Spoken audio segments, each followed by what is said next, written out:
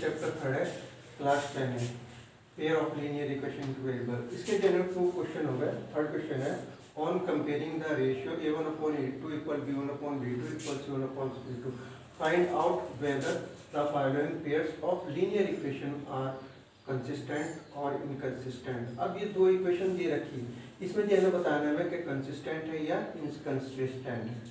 अब इसमें क्या हो जाएगा, a1 here a1 equal to क्या हो गया 3, और b1 इक्वल टू क्या हो गया 2, और c1 इक्वल टू क्या हो गया 5। फिर इसी तरह a2 equal to 2, b2 equal to -3 और c2 इक्वल टू 7। अब इसमें क्या करेंगे हम, a1/a2 क्या हो गया 3/2, b1/b2 क्या हो गया 2/-3। अब ये दोनों शुरू में डिफरेंट आ गए तो आगे चलना ही नहीं फिर हमें, तो हम क्या करेंगे, इसमें क्या हो गया a1/a2 not equal to b1/b2 implies करता है। अब ये जो है क्या हो गया, कंसिस्टेंट हो गई क्योंकि दोनों इक्वल नहीं है, नॉट इक्वल टू हो रहे हैं, तो क्या हो गया 3/2 not equal to 2/-3।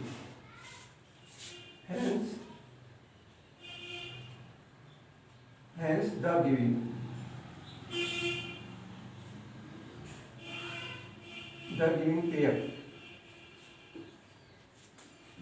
pair of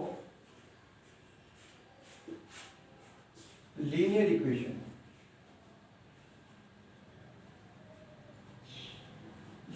equation are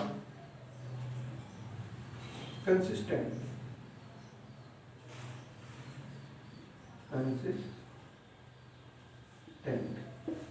अब ये जो क्या होगा, कंसिस्टेंट होगी। अब सेकंड इक्वेशन देखिए, सेकंड इक्वेशन में क्या दे रखा है सर, ये तो कंप्लीट हो गया, ये तो आंसर हो गया इसका। अब सेकंड देखेंगे इसका, सेकंड में क्या आ गया 2x - 3y इक्वल टू 8, फिर 4x - 6y इक्वल टू 9। अब इसमें डायरेक्ट लिख दो a1/a2 क्या हो गया 2/4, इसे काट देंगे 2 1 जा 1 2 2 जा 4 1 और 2 आएगा। फिर b1/b2 क्या होगा -3/-6, तो क्या हो जाएगा 1/2। इसे ये भी कैंसिल हो जाएगा, 3 1 जा 3 और 3 2 जा 6। फिर c1/c2 ये 8/9। आगे दो सेम आगे तीसरी डिफरेंट हो गई, तो इसमें क्या हो गया a1/a2 equal to b1/b2 not equal to c1/c2 इम्प्लाइज करता है। तो क्या हो गया 1/2 equal 1/2 equal 8/9। hence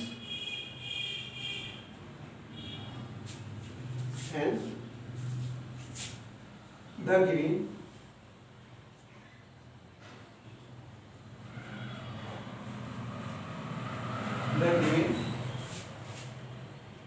giving pair of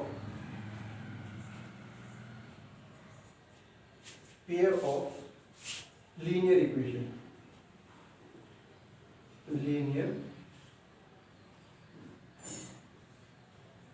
equation are inconsistent।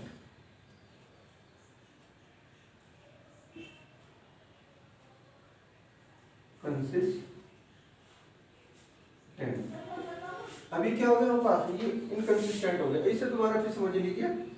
अब इसमें जिन्हें क्या दे रखी, तो इक्वेशन दे रखी है, बताना है कि इसमें कंसिस्टेंट या इनकंसिस्टेंट है। अगर दोनों इक्वल नहीं आती है तो क्या हो गई, कंसिस्टेंट होगी। अब इसी तरह a1/a2 3/2 हो गया, फिर नॉट इक्वल टू 2/-3।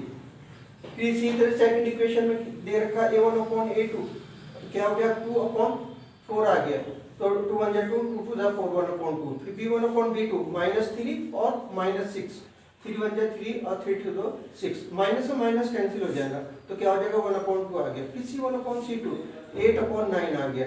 फिर क्या हो गया, a1/a2 equal b1/b2 not equal to c1/c2, तो क्या हो गया 1/2 equal 1/2 not equal to c1/c2। ये क्या हो जाएगा, नॉट इक्वल टू हो जाएगा। तो अब जो है ना क्या करेंगे, hand the given pair of linear equation. ये बहुत इजी है, सिर्फ a1/a2 लिखना, अब b2 और c1/c2 इसमें जो है ना सोल्व करके देख लेंगे ऐसे, ठीक है। अगर जब नॉट नहीं मिल रहा है a1/a2 not equal two upon b2, इसी तरह ये पे क्या आ जाएगा, कंसिस्टेंट हो गया। अगर जब 2 मिल रहा है, थर्ड नहीं मिल रहा, तो फिर क्या आ जाएगा, वो इनकंसिस्टेंट होगा। आप जो है ना इसे लाइक भी करें, सब्सक्राइब भी करें और शेयर भी करें, और आप और दूसरे स्टूडेंट को बताएं कि क्लास 10 का मैथ पढ़ा जा रहा है। Thank you.